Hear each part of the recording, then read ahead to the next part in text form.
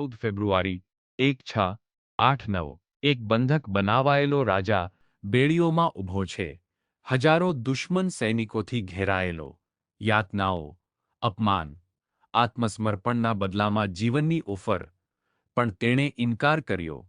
તેણે ધર્મ પરિવર્તન કરતાં મરણ પસંદ કર્યું, ભય કરતાં સન્માન પસંદ કર્યું.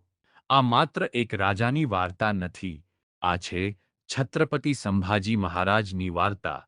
ઇતિહાસે ગેરસમજ કરેલો એક મહાન યોદ્ધા. સંભાજી મહારાજ કોણ હતા? સંભાજી મહારાજ હતા છત્રપતિ શિવાજી મહારાજના જેઠા પુત્ર, મરાઠા સામ્રાજ્યના સ્થાપક. 1657માં પુરંદર કિલ્લે જન્મેલા સંભાજી યુદ્ધના વાતાવરણમાં મોટા થયા. માત્ર 9 વર્ષની ઉંમરે તેમને રાજકીય બંધક તરીકે મુગલ દરબારમાં મોકલવામાં આવ્યા. ઔરંગઝેબની દેખરેખ હેઠળ બાળપણથી જ તેમને રાજકારણ, દગો અને સત્તાનો અર્થ સમજાયો. તેઓ માત્ર યોદ્ધા નહોતા, તેઓ અત્યંત વિદ્યાવાન હતા. તેઓ સંસ્કૃત, ફારસી અને અનેક પ્રાદેશિક ભાષાઓ જાણતા હતા. તેમણે સંસ્કૃતમાં બુદ્ધભૂષણમ નામનું ગ્રંથ પણ લખ્યું હતું. શિવાજી મહારાજના નિધન પછી 1680-1680માં છત્રપતિ શિવાજી મહારાજના અવસાન પછી મરાઠા સામ્રાજ્યમાં આંતરિક સંઘર્ષ શરૂ થયો. ઘણા મંત્રીઓએ તેમના નાના પુત્ર રાજારામને ગાદી પર બેસાડવાનો પ્રયાસ કર્યો, પરંતુ સંભાજી મહારાજે પોતાનું નેતૃત્વ સાબિત કર્યું. તેમણે સત્તા સંભાળી અને મરાઠા સામ્રાજ્યના બીજા છત્રપતિ બન્યા. અને ત્યારથી ભારતીય ઇતિહાસનો એક કઠિન સમય શરૂ થયો. ઔરંગઝેબ સામેનું યુદ્ધ. ઔરંગઝેબ પોતે જ વિશાળ મુગલ સેનાની સાથે દક્ષિણ ભારતમાં આવ્યો. તેનું લક્ષ્ય શું હતું? મરાઠા સામ્રાજ્યને સંપૂર્ણપણે નષ્ટ કરવું.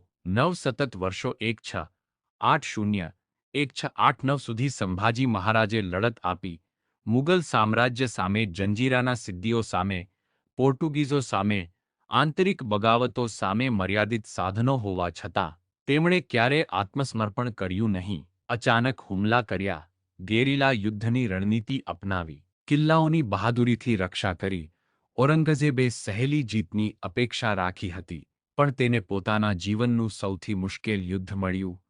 પકડ અને શહીદી. 1689-1689માં સંભાજી મહારાજને સંગમેશ્વર પાસે દગાથી પકડી લેવામાં આવ્યા. તેમને ઔરંગઝેબ સમક્ષ લાવવામાં આવ્યા. મુગલ સમ્રાટે તેમને 2 વિકલ્પ આપ્યા: ઇસ્લામ સ્વીકારીને જીવો અથવા ઇનકાર કરીને મરો. સંભાજી મહારાજે ઇનકાર કર્યો. 40 દિવસ સુધી તેમને ક્રૂર યાતનાઓ આપવામાં આવી. તેમ છતાં તેઓ નમ્યા નહીં, ભીખ માગી નહીં, ધર્મ પરિવર્તન કર્યું નહીં. 11 માર્ચ 1689ના રોજ તેમની હત્યા કરવામાં આવી.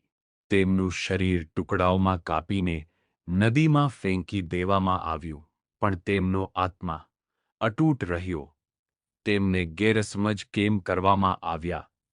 વર્ષો સુધી મુગલ દસ્તાવેજો અને કેટલાક પક્ષપાતી ઇતિહાસકારોએ તેમને બતાવ્યા બેફામ, બેદરકાર, ગેરજવાબદાર, પરંતુ આધુનિક સંશોધન જુદી સચ્ચાઈ બતાવે છે. તેમણે લગભગ દાયકાભર દુનિયાના સૌથી શક્તિશાળી સામ્રાજ્ય સામે યુદ્ધ લડ્યું, સ્વરાજ્યની રક્ષા કરી, આગામી મરાઠા પ્રતિકારને પ્રેરણા આપી.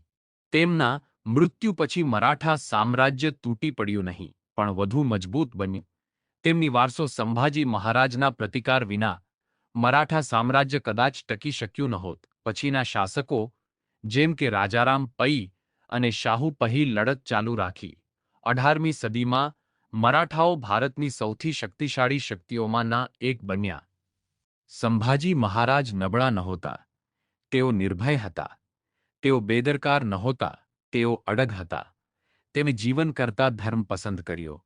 ઇતિહાસ ઘણી વખત વિજેતાઓ લખે છે, પરંતુ ક્યારેક સાચા વીર તે હોય છે જે ક્યારેય સમર્પણ કરતા નથી.